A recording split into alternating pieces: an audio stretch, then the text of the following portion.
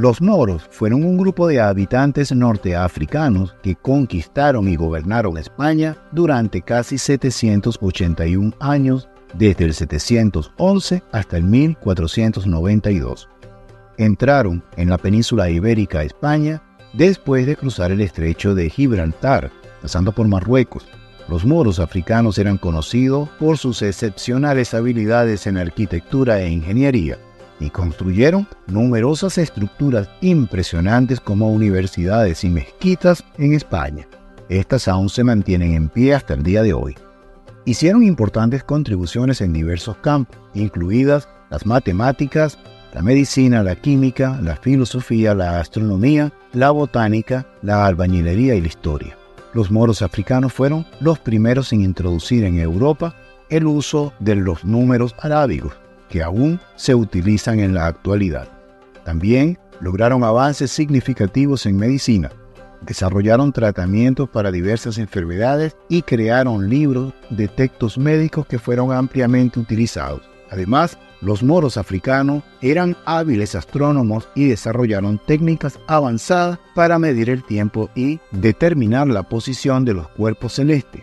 También hicieron importantes aportaciones a la botánica, introduciendo nuevas plantas en España y creando jardines que fueron admirados por muchos.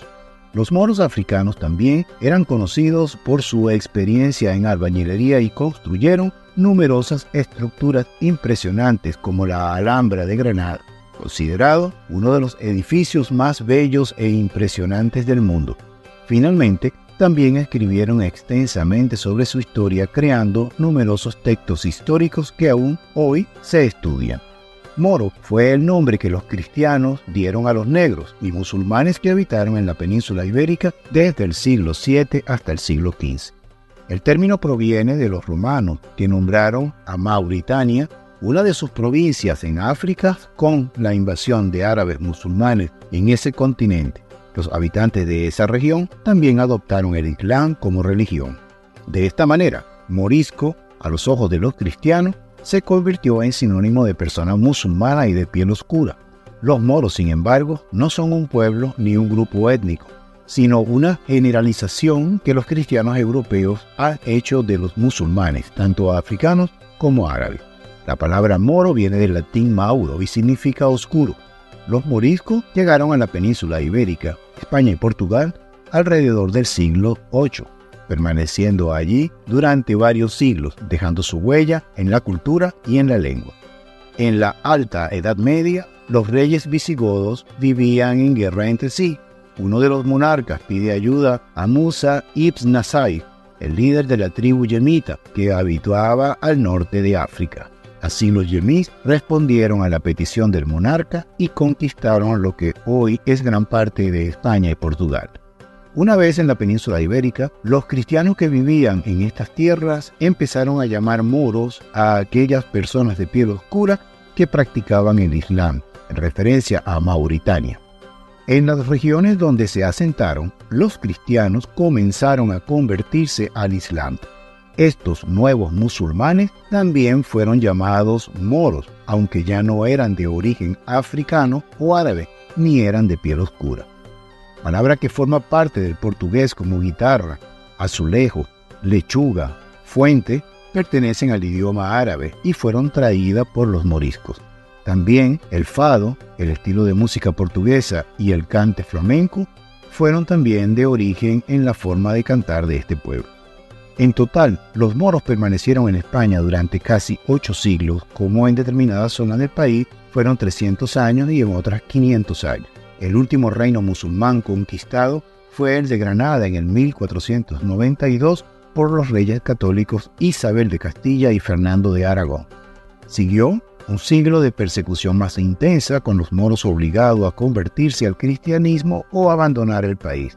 En el 1609, los musulmanes que aún permanecían en España fueron expulsados definitivamente. A su vez, sus descendientes pasaron a ser conocidos como los moriscos.